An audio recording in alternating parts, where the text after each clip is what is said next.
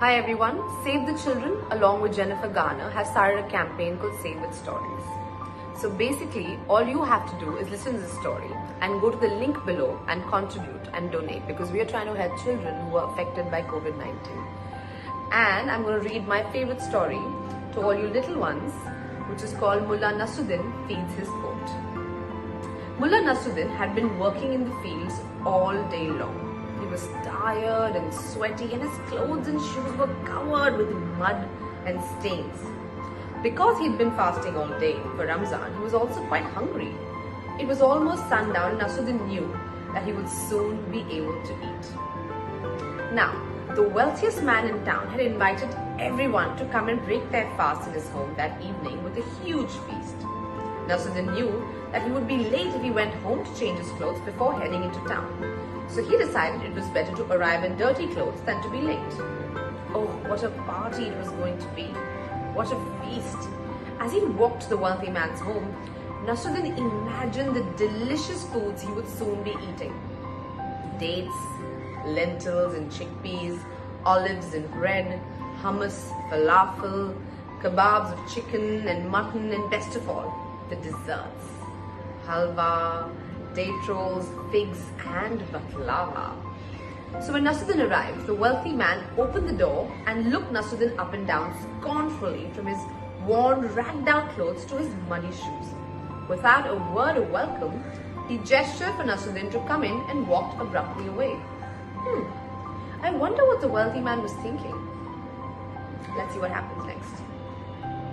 Nasruddin joined the many people who were all dressed in their finest clothing. The tables were laden with all sorts of delicious foods: dates, lentils and chickpeas, olives and bread, hummus, falafel, kebabs of chicken and mutton, and best of all, the desserts: the halwa, the date rolls, the figs and the baklava. Now, despite his efforts to hurry, the seats were all taken and nobody tried to move or make space for Nasruddin. In fact, nobody offered him food. He had to reach over and around people to get any food for his plate. Nobody spoke to him. It was as if he wasn't even there. I wonder how Nasruddin was feeling about this.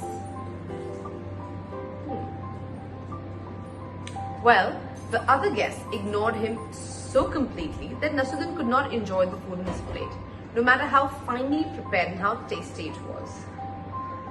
In fact, after only a few bites, Nasruddin was so uncomfortable that he decided to leave. He went home and changed his clothes. In fact, he put on his finest clothing, including a beautiful coat.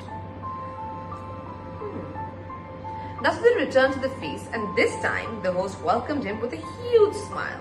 Come in, greeted the host. As Nasruddin entered, people waved and called out to him from all corners of the room, and they invited him to sit near them and offered him food. I wonder what the host and the guests were thinking now. And I wonder what Nasruddin must be feeling. Nasruddin sat down quietly. Picking up a plump fig, he carefully placed it onto a coat pocket, saying, "Eat, coat, eat." Then he took a handful of nuts and put them in the other pocket, saying, "Eat, coat, eat." Now he began to feed his coat in earnest, grabbing all sorts of food and saying, "Eat, coat, eat." So he fed the coat lentils and chickpeas and olives and bread and hummus, falafel, kebabs of chicken and mutton, and best of all, the desserts: the halwa, date rolls, figs and the baklava. Nasruddin became silent as they watched this strange behavior. Soon everyone in the room was staring at Nasruddin, wondering what he was doing. The host hurried over. "Nasruddin, what are you doing? Why are you feeding your coat in this manner, man?"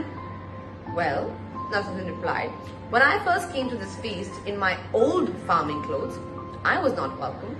No one would speak to me. But when I changed into this beautiful coat, suddenly I was greeted warmly. So I realized it was not me that was welcome at this party, but my clothing. And so I'm feeding my coat." Well, I really like this story. I want to know what you guys think of this story. So please feel free to share, and you can leave all your comments in the link below. Lots of love, all of you guys. Stay safe, stay home.